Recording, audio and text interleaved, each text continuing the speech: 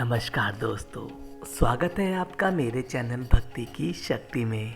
आज हम बात करेंगे महाभारत के कुरुक्षेत्र की। जी हाँ, आखिर कुरुक्षेत्र क्या है और क्या है उस जगह का रहस्य, आज इस बारे में चर्चा करेंगे। तो चलिए नाम लेकर आज की कहानी का पाठ शुरू करते हैं। जय श्री राम, जय श्री राम, जय श्री राम। कुरुक्षेत्र, जी हाँ, यह वही भूमि है जहाँ 5600 ईस्वी पूर्व महाभारत का घमासान युद्ध हुआ था। क्या यह आपको मालूम है कि इस युद्ध में पांडवों की तरफ से 15,30,900 सैनिक और कौरवों की ओर से 24,05,700 सैनिकों ने युद्ध किया था। इस युद्ध में पांडवों के सेनापति धृष्टद्युम्न और कौरवों के सेनापति भीष्म थे। इस युद्ध में भारी नरसंहार हुआ था। कहा जाता है कि महाभारत के युद्ध में लगभग 1 करोड़ लोग मारे गए थे। 18 दिनों तक चलने वाले महाभारत युद्ध में बहुसंख्या में योद्धा वीरगति को प्राप्त हुए थे।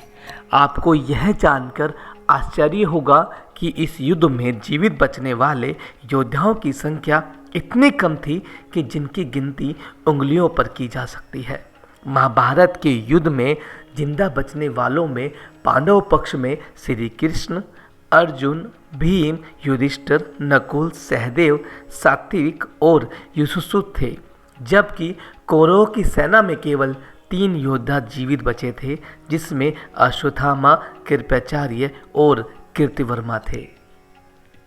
आपको पता है, कुरुक्षेत्र की भूमि रहस्यों से भरी हुई है। कुरुक्षेत्र देवता की वह भूमि है जिसका वर्णन प्राचीन ग्रंथों में विस्तार से किया गया है। यह वही स्थान है जहां परशुराम जी ने अपने पिता की हत्या का प्रतिशोध लेने के लिए इतने क्षत्रियों की हत्या की जिनके रक्त से 5 कुंड भर गए। ये रक्त से भरे कुंड बाद में चमत्कार से पानी में बदल गए। बताया जाता है कि यह पानी के जलाशय इतने पवित्र है कि इनका जल अमृत के समान माना जाता है। यही वह कुरुक्षेत्र की धरती है जिसकी जमीन को सोने के हल से जोता गया था। जी हाँ, कुरुक्षेत्र की जो धरती है उसको सोने के हल से जोता गया था। जानते हैं वो राजा कौन था जिसने सोने के हल से यहाँ की धरती को जोता था? दरअसल अपनी कीर्ति के लिए विख्यात राजा सवर्ण के पुत्र राजा क्रू ने स्वर्ण धातु से निर्मित हल से कई बार इस कुरुक्षेत्र भूमि की जुताई की थी, जिसके कारण महाभारत के युद्ध के पहले से ही रक्त रंजित यह भूमि पुनः पवित्र और उपजाऊ हो गई थी। वर्ष 1017 में महमूद गजनवी ने आक्रमण कर यहाँ की पहचान को मिटाने की कोशिश की, लेकिन जहाँ भगवान कृष्ण ने स्वयं अपने उपदेश रूपी वाणी से पूरी धरती को सींचा था, ऐसे स्थान का कोई अहित करना असंभव है। कुरुक्षेत्र की भूमि 48 कोस यानी कि 145 किलोमीटर में बसी हुई है। इस क्षेत्र में कुरुक्षेत्र के अतिरिक्त करनाल, पानीपत और जिंद आदि स्थान आते हैं। कुरुक्षेत्र की भूमि इस संपूर्ण सृष्टि में वह अलौकिक स्थान है जिसका वर्णन ऋग्वेद, यजुर्वेद में भी किया गया है। यहाँ की आदि नदी सरस्वती का जल अमृत के समान है, जो धरती पर रहने वाले लोगों के लिए कल्याण के लिए प्रकट हुई है। कुरुक्षेत्र की भूमि पर शिव जी का प्राचीन मंदिर है। यह मंदिर श्री स्थानेश्वर महादेव मंदिर है, जिसकी महाभारत काल में बहुत महत्वपूर्ण भूमिका रही है। यही वह मंदिर है जहां महाभारत के युद्ध के दौरान पांडवों का आत्मबल प्राप्त होता रहा। ऐसा कहा जाता है कि जब भगवान श्री कृष्ण और 5 पांडव ने इस मंदिर में भगवान शिव की स्तुति की थी, तो महादेव ने स्वयं प्रकट होकर विजयी भव का आशीर्वाद दिया था। कुरुक्षेत्र की भूमि पर श्री थानेश्वर महादेव मंदिर तीर्थ स्थल के अतिरिक्त ब्रह्म सरोवर, भद्रकाली मंदिर, ज्योतिसर आदि है। हरियाणा प्रदेश का ज्योतिसर वही स्थान है जहां भगवान श्री कृष्ण ने अर्जुन को गीता का उपदेश दिया था।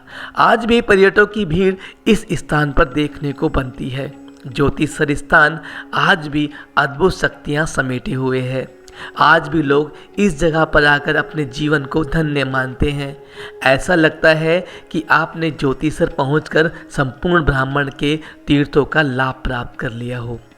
भारतवर्ष के प्रकांड विद्वान पंडित वेदव्यास जी ने कुरुक्षेत्र में हुए महाभारत के युद्ध को कविता की पंक्तियों में पिरोया है, जिसे कोई पढ़ता है तो वह मंत्रमुग्ध हो जाता है। संस्कृत के महान विद्वान वेदव्यास जी ने कुरुक्षेत्र के महाभारत युद्ध को श्लोकों में बांधकर गंगा को धरती पर लाने जितना महत्वपूर्ण कार्य किया है। उन्होंने 1,40,000 श्लोकों में विश्व के सबसे बड़े युद्ध महाभारत का वर्णन किया है। यह महाकाव्य संस्कृत भाषा में लिखा गया है। इसको पढ़ने से पता चलता है कि महाकवि वेदव्यास के पास रचना करने की दैवीय शक्ति थी। कहा जाता है कि महाकवि वेदव्यास जी पर गणेश जी की महान कृपा थी। पुराणों में कहीं कहीं ऐसा भी उल्लेख मिलता है कि भगवान गणेश ने स्वयं बोल बोलकर महाभारत ग्रंथ की रचना कराई थी। यद्यपि इस महाग्रंथ की रचना महर्षि वेदव्यास जी ने की थी और गणेश जी ने इस महाकाव्य को लिपिबद्ध किया था। यही सर्वमान्य तथ्य है। लोग बताते हैं कि इस महाभारत ग्रंथ की रचना करने में पृथ्वी के समय के हिसाब से पूरे 3 वर्ष का समय लगा, लेकिन इस ग्रंथ की रचना और निर्माण कार्य वेदव्यास जी और गणेश जी ने किसी और ही आयाम में किया, जहां इसका निर्माण कार्य बहुत ही कम समय में संपूर्ण और पूर्ण हो पाया। कुरुक्षेत्र महाभारत के युद्ध की वही भूमि है जहां किसानों को आज चावल के रिकॉर्ड उत्पादन के लिए पुरस्कार दिया जाता है। हरियाणा प्रदेश के कुरुक्षेत्र में आज सबसे उच्च क्वालिटी का चावल उत्पाद किया जाता है। यह क्षेत्र सबसे अधिक स्वादिष्ट, खुशबूदार और महंगे चावल बासमती के उत्पादन के लिए प्रसिद्ध है। कुरुक्षेत्र हरियाणा प्रदेश का वह क्षेत्र है जहां चावल के अतिरिक्त गन्ना, आलू आदि की पैदावार भी बहुत ज़्यादा मात्रा में होती है। यह स्थान पूरे भारत में दूध उत्पादन में भी महत्वपूर्ण स्थान रखता है। कुरुक्षेत्र की उन्नत खेती और विकास के लिए यहाँ के राजा कुरु का प्राचीन गौरवशाली इतिहास रहा है। वही भगवान श्री कृष्ण के गीता उपदेशों की कल्याणकारी वाणी है, जो यहाँ के परिवेश में रच रच बस गई है, जो क्षेत्रीय निवासियों का कल्याण आज तक कर रही है। तो दोस्तों, ये थी महाभारत के कुरुक्षेत्र के स्थान की कुछ घटनाओं के बारे में बातें। आशा करता हूँ आज की वीडियो आपको बेहद पसंद आएगी और आपको ये जानकारी अच्छी लगी होगी। अगर आपने मेरा चैनल अभी तक सब्सक्राइब नहीं किया है तो कृपया चैनल को सब्सक्राइब जरूर करें। ऐसे ही धर्म और कर्म की कहानियाँ सुनने के लिए आप हमारे चैनल पर हमेशा बने रहें। तो अब मैं आपसे आगे लेना चाहूँगा, तो नाम लेके मुझे आज्ञा दीजिए। जय श्री राम, जय श्री राम, जय श्री राम।